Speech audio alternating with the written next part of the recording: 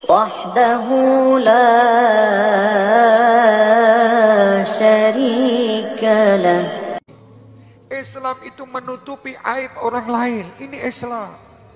Jadi kenapa sekarang orang Islam membuka, bahkan dikirim sedunia semua tentang kejelekan saudara muslim yang lain?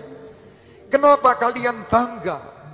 Bangga dengan aib saudara kalian.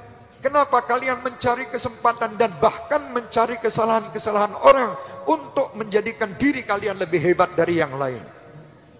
Orang yang mencari kesalahan orang, kejelekan orang, dia adalah orang yang paling jelek. Jangan kalian merasa bahwa kalian orang hebat karena kalian tahu kejelekan orang lain, kejelekan pemimpin ini, pemimpin itu, kejelekan anggota ini, anggota itu. Tidak perlu. Ini bukan tugas kalian, wahai umat Muhammad sallallahu alaihi wasallam. Tugas kalian bukan seperti itu. Tugas kalian adalah tugas untuk menutup kesalahan orang lain. Kesalahan kalian sendiri kalian tutup, kesalahan orang lain pun juga harus ditutup. Tidak perlu ada berita tentang kesalahan. Yang ada adalah berita tentang keberhasilan. Tunjukkan berita keberhasilan setiap saat di negeri ini. Jangan tunjukkan berita kesalahan setiap saat di negeri yang kita cintai ini. Indonesia tidak memerlukan kesalahan. Indonesia memerlukan keberhasilan. Keberhasilan tidak pernah kalian tonjolkan. Yang kalian tonjolkan kesalahan orang lain untuk menonjolkan seakan-akan kalian lebih hebat dan lebih baik daripada orang lain. Nasihat ini saya berikan untuk diri saya dan untuk seluruh penduduk negeri yang saya cintai dan seluruh pemimpin-pemimpin bangsa ini.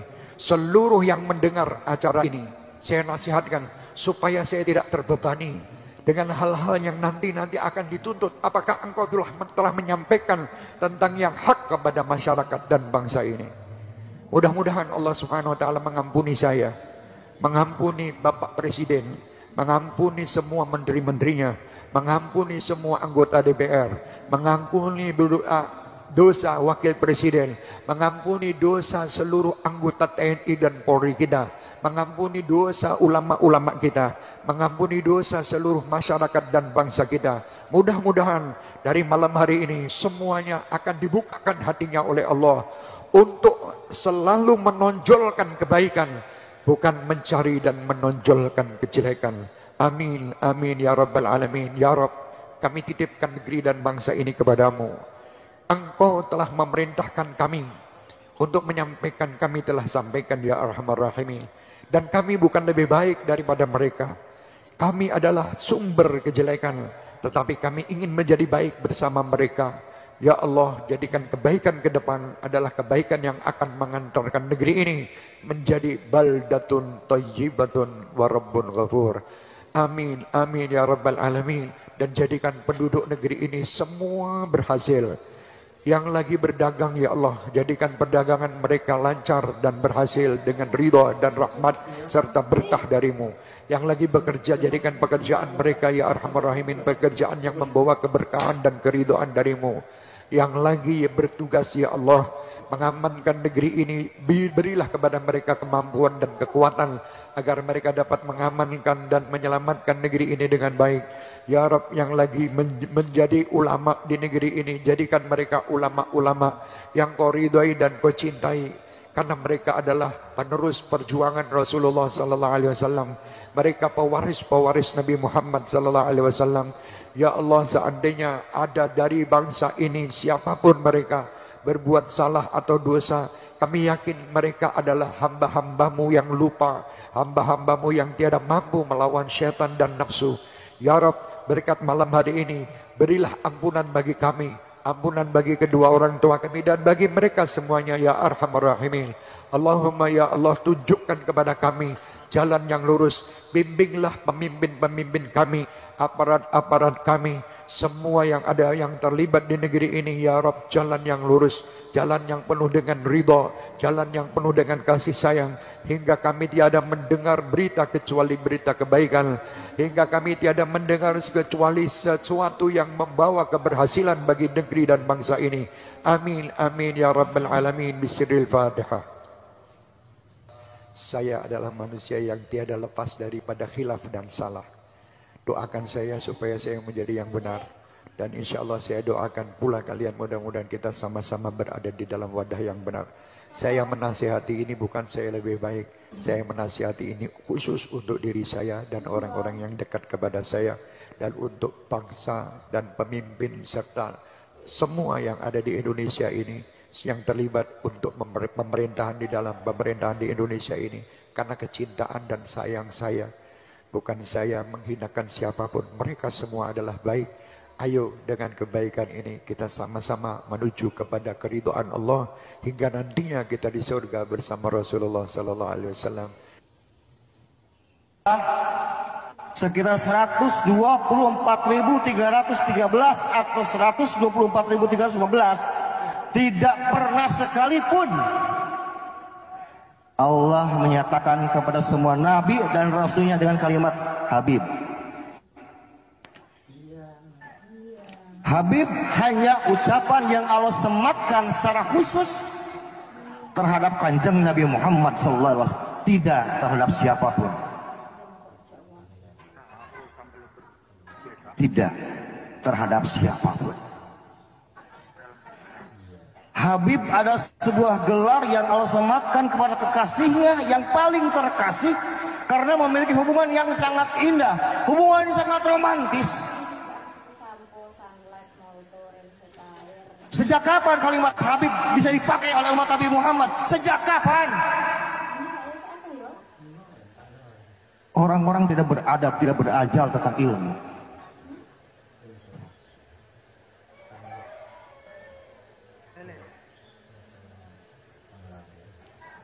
Saya ingin memberitahukan secara jujur dan transparan. Walaupun semua mungkin sudah tahu.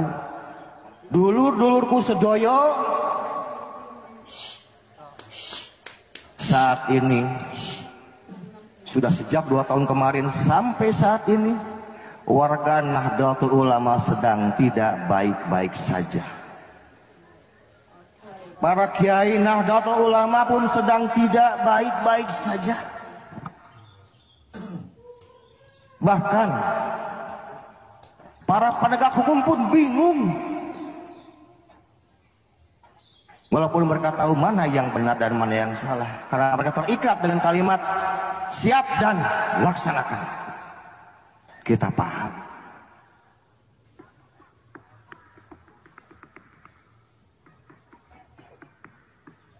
Bagaimana kita bisa membenarkan sebuah ungkapan lebih baik salah mencintai daripada salah membenci? Bagaimana kita bisa mencintai orang-orang yang telah memasukkan sejarah NKRI, memasukkan sejarah Nahdlatul Ulama? Bagaimana kita bisa mencintai orang-orang sekarang yang menghina kiai-kiai NU? Padahal selama ini kitalah yang memberi panggung kepada mereka. Benar?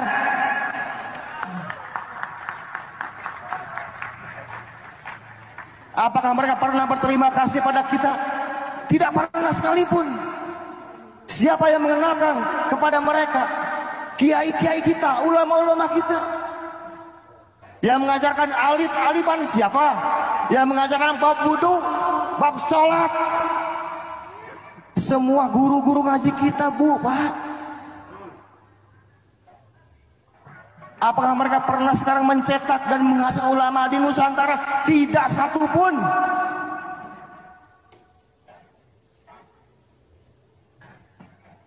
Saya penulis buku, Pak, Bu. Mohon maaf kalau Romo Kiai. 2014 sampai sekarang karya tulis saya sudah 86 karya. Saya berbicara dengan data, dengan fakta. Sama dengan bapak polisi, untuk membuktikan sebuah kebenaran dibutuhkan data yang valid dan fakta yang nyata. Ketika bicara bukti ada 6 unsurnya dan alat buktinya harus ada 5. Dan ini yang kita sajikan kepada masyarakat. Ini adalah hari santri. Tugas santri mah di pesantren loba ngaji atuh. Benar enggak? Ngaji. Pada subuh ngaji, duha ngaji, pada lohor ngaji, pada asar maghrib bisa ngaji bahe terus. santri.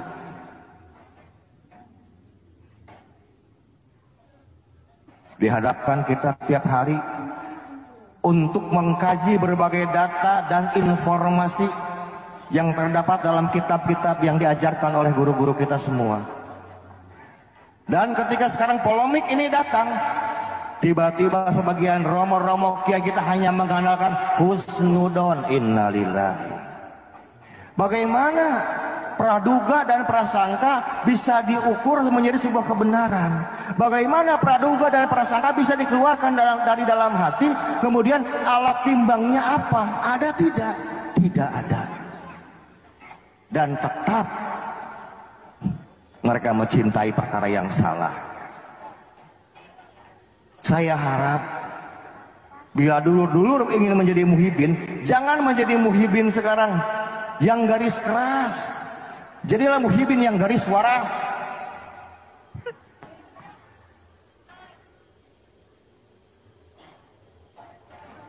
Ini bangsa Indonesia, bangsa kita.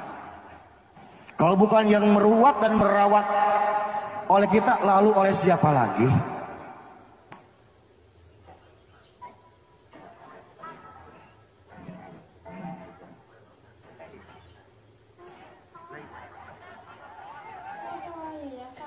Jawab.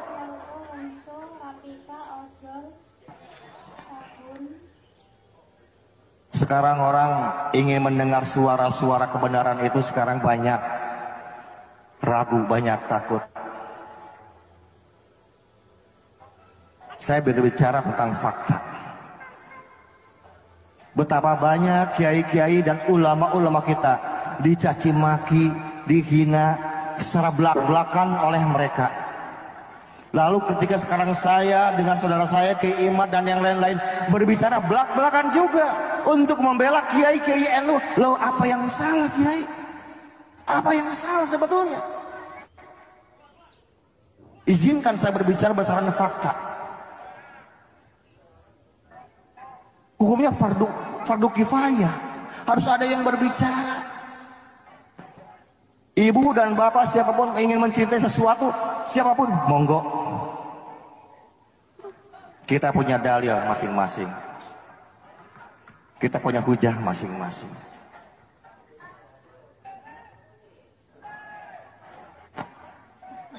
Saya sudah tidak peduli dengan suara-suara miring. Yang saya perjuangkan adalah Islam madhab Wali Songo.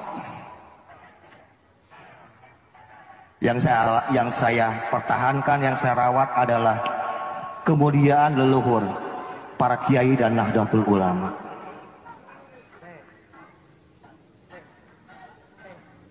Saudara-saudara saya di Mataram, Alap-Alap Mataram memiliki 3.000 daftar yang terindikasi makam-makam palsu. 260 sudah dibongkar dan tidak ada satupun mayat di dalamnya. Dan masih juga kita belum percaya. Ini fakta, apalagi yang mau kita ingkari? Yang suka jatah ke kuburan sekarang, ke para kiai, ke para ulama, para habaib, para wali. Siapa lagi kalau bukan sekarang orang-orang NU, betul Bu?